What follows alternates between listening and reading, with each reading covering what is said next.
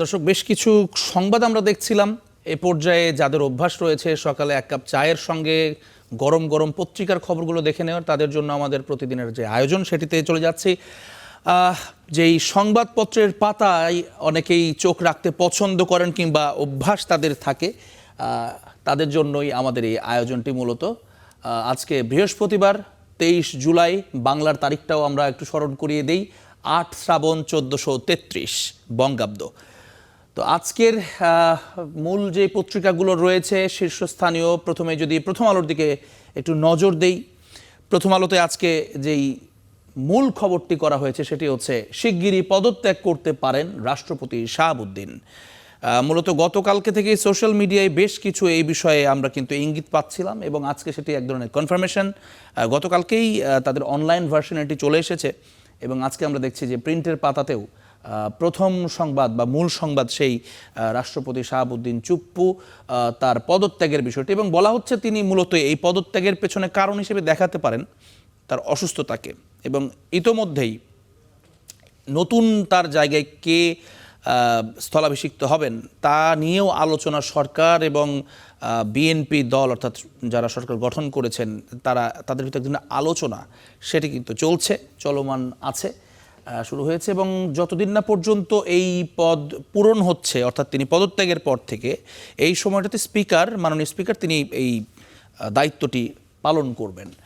এ পর্যায়ে যদি একটু জানিয়ে দেই, প্রথম পাতায় অন্যান্য যে সংবাদ হাইলাইট করা হয়েছে, এখানে খুব ইন্টারেস্টিং একটা শব্দ চয়ন করা হয়েছে প্রথম আলোর পক্ষ থেকে। পর্দা লঙ্ঘনের প্রমাণ পেয়েছে জামায়াত, দল থেকে বহিষ্কার। মূলত পর্দা লঙ্ঘনটাকে কোট আনকোটে রাখা হয়েছে, যেটির মাধ্যমে বোঝানো হয়েছে তাদের যে দলীয় যেই আচরণ বিধি রয়েছে সেই আচরণ বিধি ভঙ্গের দায়ে মূলত তাকে দল থেকে বহিষ্কার করা হয়েছে।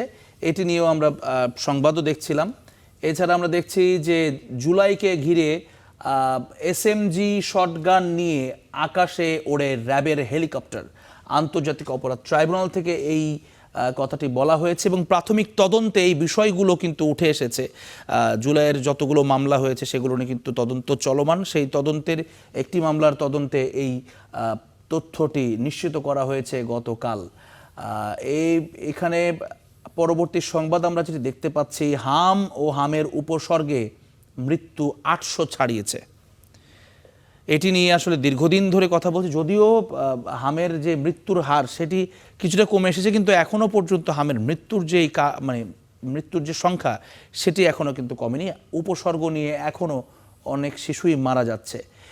এছাড়া আমরা দেখতে পাচ্ছি বাম পাশে ছোট করে লিওনেল মেসির সামনে কি, আসলে এই আলোচনা এখনও চলমান এবং মানুষের ভিতরে আগ্রহ রয়েছে, যদিও বিশ্বকাপ শেষ হয়ে গেছে। তবে লিওনেল মেসির সামনে আসলে তিনি যেহেতু এখনও পর্যন্ত অবসরের ঘোষণাটি করেননি এবং সেটি তিনি এর আগেও অতীতে বিভিন্ন সময় বলেছেন যে যতদিন তিনি ফিট থাকবেন, তার ফিটনেসটা ঠিক আছে, ততদিন পর্যন্ত লিওনেল মেসিকে মাঠে দেখা যাবে। তার ভক্ত যারা আছেন তারা সেই ব্যাপারে নিঃসন্দেহে খুশিই থাকবেন এবং অন্তত তার এই পারফরমেন্স যেটি তিনি দেখিয়েছেন এই বিশ্বকাপে, তাতে করে 2028-এর যে কোপা আমেরিকা, সেখানে তাকে দেখলে খুব বেশি ভক্তরা কিন্তু অবাক হবেন না।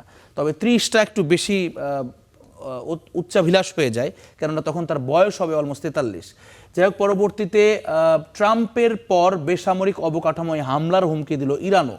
এটি রয়টার্সের সংবাদ, সেটিকেই ছাপা হয়েছে প্রথম আলোতে এবং যেটি বলা হয়েছে প্রেসিডেন্ট ডোনাল্ড ট্রাম্প যুক্তরাষ্ট্রের তিনি ইরানের যে ব্রিজ, পাওয়ার প্ল্যান্ট, এগুলোতে হামলার কথা, অর্থাৎ বেসামরিক যে স্থাপনাগুলো সেখানে হামলার কথা তিনি হুমকি দিয়েছেন। ঠিক একইভাবে পাল্টা হুমকি দেওয়া হয়েছে ইরানের পক্ষ থেকেও।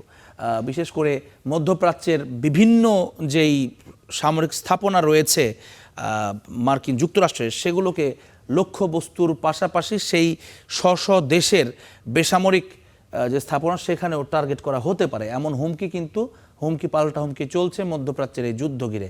এছাড়া আমরা দেখছি যে বড় করে খবর করা হয়েছে দিল্লিতে আন্দোলনের সমর্থন বাড়ছে। শিক্ষার্থীদের যে আন্দোলন, ককরোচ পার্টি তাদের এই ককরোচ জনতা পার্টি, এই সিজেপির আন্দোলনে কিন্তু আমরা দেখছিলাম গত 2-3 দিন থেকে বলিউডের বিভিন্ন তারকা তারা কিন্তু এখানে একাত্মতা ঘোষণা করছেন, তারা মাঠে আসছেন রীতিমতো। তবে গতকালকে আরও একটি বিষয় নিয়ে যেটি আলোচনা হচ্ছে সেটি হচ্ছে সিজেপির যিনি মূল আহ্বায়ক অর্থাৎ অভিজিৎ দীপকে, তিনি সম্ভবত যেটি বলেছেন যে ছাত্রদের বা আন্দোলনকারীদের যারা রয়েছেন তাদের নিরাপত্তার স্বার্থে এই আন্দোলন, নয়াদিল্লিমুখী রাজপথের আন্দোলনটি সম্ভবত আর ঘোষণা করা হবে না, এরকম একটা কথা বলা হচ্ছে। তবে এটি আসলে কোনো স্ট্র্যাটেজি কিনা এখনও পর্যন্ত সেটি বলে, it's too early to say. আসলে যেভাবে জনসমর্থন কুড়াচ্ছে এবং একই সঙ্গে ভারতের হরিয়ানার এবং পাঞ্জাবের যে কৃষক, তারাও ভিন্ন একটি ইস্যুতে আন্দোলন শুরু করেছে, বেশ অস্থিরতার মধ্যেই রয়েছে এখন নয়াদিল্লি, সেটি কিন্তু বলতেই হয়। আমরা পরবর্তী খবরের কাগজে যদি চলে যায়, আমরা দেখতে চাই আমার দেশ, তারা আজকে যেই পত্রিকার প্রথম পাতা, সেখানে কি তাদেরও মূল খবরটি কিন্তু প্রথম আলোর মতোই, চলতি মাসেই বিদায় নিচ্ছেন রাষ্ট্রপতি চুপ্পু। চলতি মাসের মধ্যেই যে বিদায় নেবেন, অর্থাৎ আজকে 23 তারিখ, আর 7টা দিন আছে এই মাসে, 8টা দিন আছে, এর মধ্যেই এই 8 দিনের মধ্যেই বিদায়টা হবে, একেবারে সুনির্দিষ্ট করে তারা বলছেন। এছাড়া আমরা দেখছি এমপি নজরুল জামায়াত থেকে বহিষ্কার, এই সংবাদটি আমরা দেখছিলাম আগের পত্রিকায়। নজরুলের সংসদ সদস্য পদের কি হবে, এটি একটু বিশ্লেষণধর্মী একটা বিষয় রয়েছে, যেহেতু এখানে মানে বহিষ্কার নাকি পদত্যাগ, কোন ক্ষেত্রে অটোমেটিক্যালি এই সংসদ সদস্য পদটি বাতিল হয়ে যায়, সেটি নিয়ে এক ধরনের ধোঁয়াশা আছে। সেটিকে এই প্রতিবেদনের মাধ্যমে অনেকটা পরিষ্কার করার চেষ্টা করা হয়েছে পাঠকদের জন্য। পরিশোধিত জ্বালানি আমদানি ও বিপণনের অনুমতি চেয়ে চিঠি বসুন্ধরা গ্রুপের, 2 দিনের মধ্যে মতামত দুঃখিত 2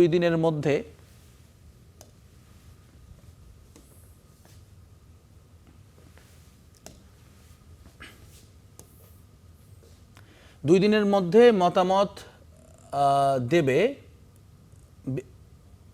বিপিসির 11 সদস্যের কমিটি। আচ্ছা, অর্থাৎ যে চিঠিটি দেয়া হয়েছে বসুন্ধরার পক্ষ থেকে, সেটিকে যাচাই বাছাইয়ের জন্য একটি 11 সদস্যের কমিটি সেটি করা হয়েছে। তাদের যে উত্তর, সেটি 2 দিনের মধ্যে তারা পেয়ে যাবেন। এছাড়া প্রধানমন্ত্রীর ভোজে সৈনিক লীগ নেতা তোলপাড়, যমুনার হাই প্রোফাইল বৈঠকে অনুপ্রবেশ নিয়ে গোয়েন্দা তদন্ত শুরু। এখানে মূলত একটি অনুসন্ধানী প্রতিবেদন, সেটি আমরা দেখছি যে প্রধানমন্ত্রীর যেই ভোজ, সেই ভোজে সৈনিক লীগ নেতা, এটি নিয়েই মূলত গোয়েন্দা সংস্থাগুলো আসলে কি করছে, কিভাবে ইনি সেখানে ঢুকতে পারলেন, এটি নিয়ে এক ধরনের কাটাছেঁড়া করা হয়েছে। মোটামুটি এই সংবাদগুলোই আমরা দেখছি আমার দেশের প্রথম পাতায়। আমরা যদি পরবর্তী পত্রিকায় চলে যাই, সমকাল, দৈনিক সমকালে যেটি বলা হচ্ছে, পাঠ্য বইয়ের অনুশীলন হয় না। এটি একটু বিশ্লেষণধর্মী এক ধরনের রিপোর্ট শিক্ষা ব্যবস্থাকে ঘিরে। এছাড়া তারাও পরিবর্তন আসে রাষ্ট্রপতি পদে, সেটি খবর এনেছে। ঢাকা চট্টগ্রাম সড়কে এআই ক্যামেরা শুরু হচ্ছে মামলা। এআই ক্যামেরা নিয়ে কিন্তু বেশ সমালোচনা চলছে ইতোমধ্যেই, তবে সেটির ইতিবাচক দিকটি হয়তো বেশি। আমরা দেখছি ঢাকা চট্টগ্রাম মহাসড়ক যেটি, সেই সড়কেও এখন এআই ক্যামেরার আওতায় আনা হয়েছে। নজরুলকে দল থেকে বহিষ্কার, এমপি পদ নিয়ে প্রশ্ন, একই খবরটি আমরা প্রতিটি বার্তাতেই দেখছি। হাম ও উপসর্গে মৃত্যু 800 ছাড়ালো, 91% টিকা বঞ্চিত, মানে যারা মারা গেছেন তাদের 91% টিকা পাননি, এই কারণে সেই কথাটি বলা হচ্ছে এখানে। মূলত এই খবরগুলোই সমকালে স্থান পেয়েছে। আরেকটা পত্রিকায় যদি যাই, যুগান্তরের মূল খবর তারা যেটি করেছে, উচ্চশিক্ষার বাহানায় বিদেশে, ছুটি শেষ হলেও ফেরার নাম নেই কয়েকশো শিক্ষকের। এইটি বাংলাদেশের পাবলিক বিশ্ববিদ্যালয়গুলোর দীর্ঘদিনের একটি সমস্যা বা এক ধরনের প্রতিবন্ধকতা। অনেকেই যারা শিক্ষা ছুটিতে থাকেন তারা ফিরতে চান না কোনো একটা অজ্ঞাত কারণে, হয়তোবা সেটিও দেখবার দায় রয়েছে যে তাদের যে জীবনমান বাইরের দেশে, সেখান থেকে তারা ছেড়ে আসলে এখানে আসতে পারেন কিনা, কিন্তু তারাও আবার এই পদটিকে আঁকড়ে ধরে রাখবেন কিনা ছুটির সময়টিতে, সেটিও একটা নৈতিক প্রশ্নের জায়গা। জনমনে কৌতূহল, আবার আলোচনায় রাষ্ট্রপতি পদ, এই খবরটিকে একটু ঘুরিয়ে করা হয়েছে যুগান্তরে। এছাড়া প্রধানমন্ত্রীর সঙ্গে বিটিএমএ ও বিজিএমই এর বৈঠক, এটি খবরে এসেছে। বস্ত্র খাতের সমস্যা সমাধানে উচ্চ পর্যায়ের কমিটি গঠন, 1 বছরের মধ্যে জ্বালানি সমস্যা সমাধানের আশ্বাস। মোটামুটি বেশ কিছু খবরকেই তারা স্থান দিয়েছে প্রথম পাতায় যুগান্তরের। এছাড়া আমরা দেখছি জামায়াত এমপির ভিডিও নিয়ে তোলপাড়, দল থেকে বহিষ্কার, নজরুল ঝুঁকিতে এমপি পদ, সেটিও এসেছে। ইরান যুক্তরাষ্ট্র হামলার ঝাঁজ বাড়াচ্ছে, এটিও আমরা দেখছিলাম খবরের কাগজে মোটামুটি সব জায়গায় এসেছে। যন্তর মন্তরে বিক্ষোভে জনস্রোত, আন্দোলনে কাঁপছে দিল্লি, চাপে মোদি সরকার। এটিও স্থান পেয়েছে প্রথম পাতায়। এছাড়া সবশেষ আমরা দেখছি সারা দেশে তীব্র গ্যাস সংকট, শিল্প কারখানা, সিএনজি পাম্প বন্ধ প্রায়। এটি নিয়ে কিন্তু মানে বিশেষ করে সিএনজি পাম্পগুলোতে ঢাকা শহর সহ অন্যান্য জায়গাতে আমরা বেশ কিছু জায়গাতেই দেখেছি আসলে তাদের এই যে গ্যাসের যে পাম্পগুলো, সিএনজি পাম্পগুলো, সেখানে লম্বা লাইন। গতকালকেও আমরা এটি দেখেছি এবং সন্ধ্যার পর থেকে, যদিও বৃহস্পতিবারে যেই রাস্তায় যে ট্রাফিকের জ্যামটি হয় বা সড়কে যে এক ধরনের স্টাক অবস্থা থাকে, সেটি কিন্তু গতকালকেও আমরা দেখেছি, তার আগের দিনও দেখেছি। সুতরাং বলতে হয় এক ধরনের সংকট সেটি আছে। তবে যেটি বলা হচ্ছে গ্যাস লাইনের মেরামতের কাজ করা হচ্ছে, সেটি হয়ে গেলে এটি 3-4 দিনের মধ্যে সমস্যা কেটে যাবে, মন্ত্রণালয় থেকে এরকম বলা হয়েছে। তবে আসলে এটিতে এখনও পর্যন্ত কিংবা অন্যান্য জায়গাতে আমরা দেখছি যে তেলের এক ধরনের সংকট কৃত্রিম সেটি তৈরি করা হচ্ছে। এটি নিয়েও মানুষের ভেতরে এক ধরনের আতঙ্ক বিরাজ করছে। তবে সেটিতে আতঙ্কিত না হওয়ার পরামর্শ দিচ্ছেন সংশ্লিষ্টরা। তো মোটামুটিভাবে আজকে পত্রিকাতে আমরা দেখছিলাম যে এই বিষয়গুলো খবরে মূল শিরোনাম এসেছে প্রথম পাতায়।